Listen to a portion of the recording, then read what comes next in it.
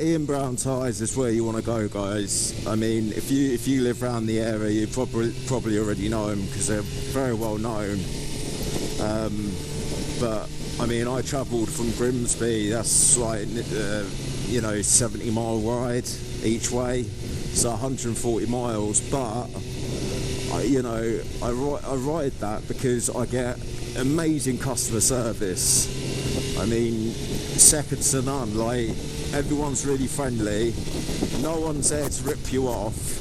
It is a real solid business. And the mechanics there, I mean, they're such amazing guys. Like, the guy who fitted my front tyre today told me about safety things that are quite essential, let's just say, on the bike that I had no idea about. And he said to me, look, I'm not a bike mechanic, I just fit the tyres, but I know this, and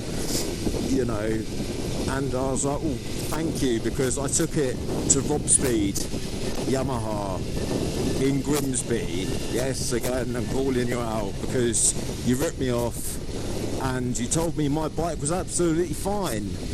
Absolutely fine. You said it would do for another year. I told you about my road trip to Germany that I was planning. You said, yeah, no problem, mate.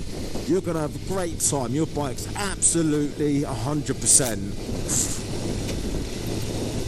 Was it fuck? You pieces of shit. I mean, you're the reason you give up other honest, legitimate garages like Ian Brown Tyres a bad name, because people like Rob Speed, who are a Yamaha main dealer, by the way, they're just out there to just rip you off and get money out of you. That's all they want to do, and it's disgusting.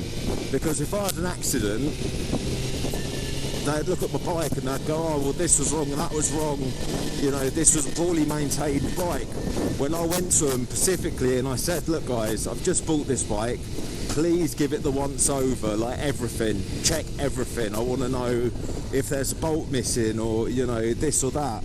I said, I want my bike to be 100% safety-wise, right? And they come back to me and they, charge me double, and I thought, well, they have done it, given it the once over, and, they said that they checked everything, so fair enough, but I realised that they'd ripped me off and done things that they said that they'd done that they clearly hadn't.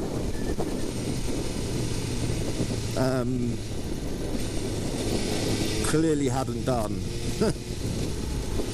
So,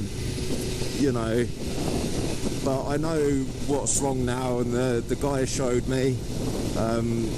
I'll say the guy because I never actually asked his name. I'm so bad at social interactions, fucking hell, so rude. I just forget because I'm more concentrating on the conversation and what's being said, and but yeah, they're not interested in trying to upsell you stuff. That that you go there and you ask for a new tyre, you get a new tyre, and then that's that. You pay for it, you pay for the service. They quote you a price and you pay that price. Again today, I went there. I called them up in the morning. I said, hey guys, I said, have you got the front tyre in stock by any chance? Because last time we had spoke, I'd arranged to go back there in 2 weeks' time. And they said, give us a call a few days before. So, me calling up on the day, and I just said, on the off chance, do you have this tyre in? And they said, yeah, no, we actually got it in stock now. And I said, okay, brilliant. Well, can I come down? And they said, yeah, sure, absolutely, mate. Come on down. And, I didn't have to make an appointment. They've got this brilliant service where you literally just rock up whenever you want. I just said, okay, guys, I'll see you around lunchtime. And they went, yeah, cool, no problem. And I got there, you know, booked in at the front desk, or went up there. You know, I'd only been there once before. The guys remembered me, you know, called me by name, you know, which is something really important, because that is brilliant customer service, because, you know, you've taken the time to remember my name, and I'm just one insignificant customer, realistically, do you know what I mean? So that means a lot on a personal level. And he was like, yep, you're here for the front tyre, I said, yep. And while I was just out front, literally 10 minutes on my phone, one of the guys just come and just took my bike and started working on it. And I didn't even notice for about a good 10 minutes until, you know, he asked to call me through to talk to me about stuff he'd noticed that was wrong, like there was a missing bolt and stuff like that. So, you know, but he asked to speak to me. I didn't even know that he started work on my bike. I mean, you know, that's the sort of level of service you get. You know, I didn't even know the guy had started working on my bike. Like, where else can you get that? I mean, nowhere. And that's exactly why I ride, you know, 4 hours out of the day to come down to these guys, because I know if they spot anything, even if it was, you know, like a problem that was going to cost me £1 million, they'd still tell me. They wouldn't hide it from me like the other dealers, like the other garages did, and lied to me. They're open, they're honest. They said, look, you know, whilst changing your tyre, I noticed this. Sorry to tell you. You know, and I was like, I'd rather know than not know. Like, you know, I've been riding around like, you know, the bike is 100% because I've been told it was, and it isn't. It's like 95%. You know, but still, like, do you know what I mean? That's some fuckery going on there for sure, and I don't like it. Not when it comes to safety and, you know, my bike. And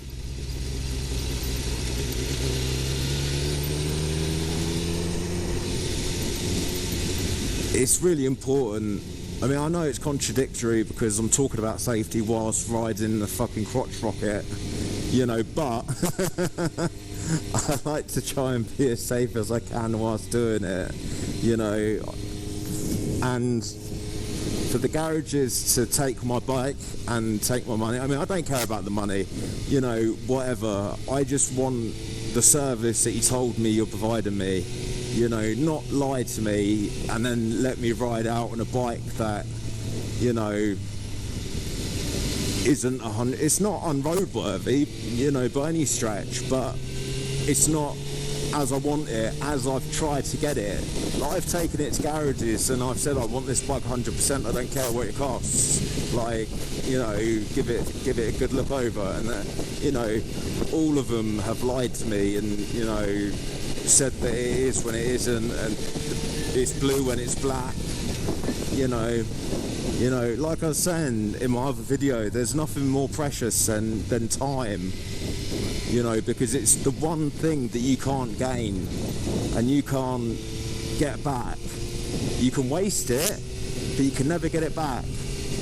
And so that's why I was saying, you know, you should really pay attention to what you're doing, what you're putting your time into. You know, are you doing things you're passionate about and you love and that generally make you happy? Like, you know, all these sort of things that I should have gone there. Oh well, don't matter. All these things that you can waste your time doing, hanging around with the wrong people, you know, loads of stuff, loads of examples. But, you know,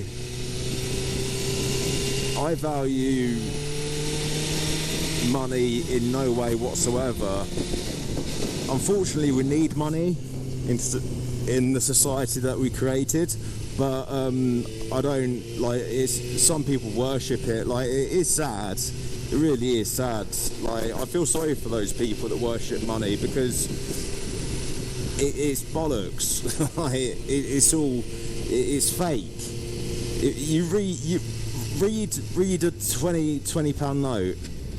It says, I promise to pay the bearer of this note £20 of silver or gold or whatever it is, right? £20 of some form of precious metal. But you go to the bank and say, I want the precious metal, I don't want this bit of paper. They go, no, it's a promissory note, because it says on there, I promise to pay the bearer of this note, etc, etc, etc. You know, it's meaningless.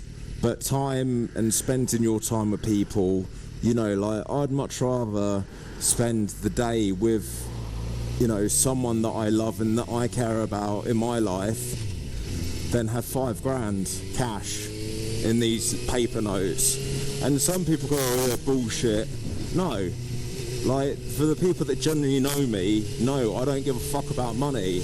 I don't have a lot of it, but then people go, oh, only poor people say that. Yeah, they do, but I mean, I've been in both situations. I've been homeless. I've been homeless and slept in my car after I left the army. You know, I've been rich. I've been on both sides, and I've seen extreme wealth. I've hung out with millionaires and stuff, and I've seen their lifestyles. Like, you know, I've seen what money does to people, and I've seen the good and the bad of what money can do. Because everyone's corruptible by these bits of fucking paper. Because everyone wants a bits of paper. Where they should want the time. You know, how many people that have lost loved ones that go, oh, I'd do anything for 5 minutes with you again. Would you give up £5 to spend the day with them? Of course you would.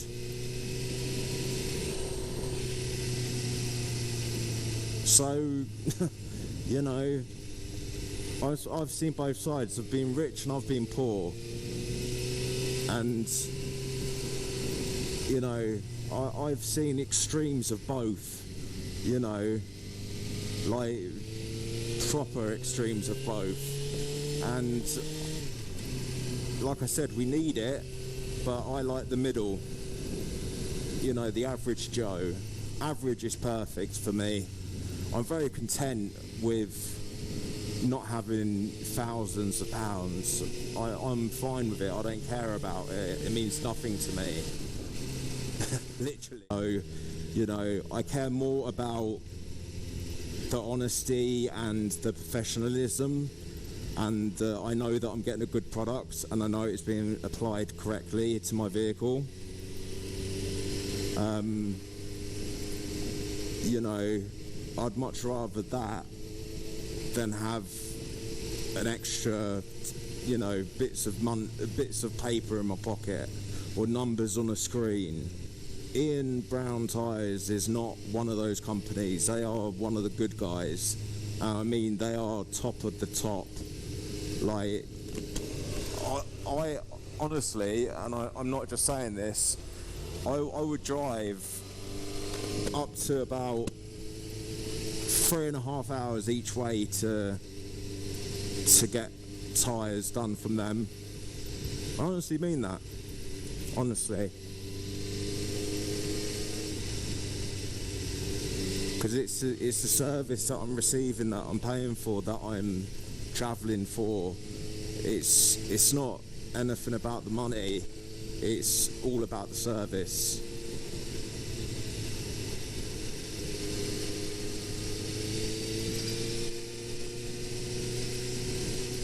So, anyway, I'm very, very happy. I got my new tyre fitted on Hulk. Hulk's a very happy boy. He likes his new tyre. It matches his new rear tyre, which he's very happy about.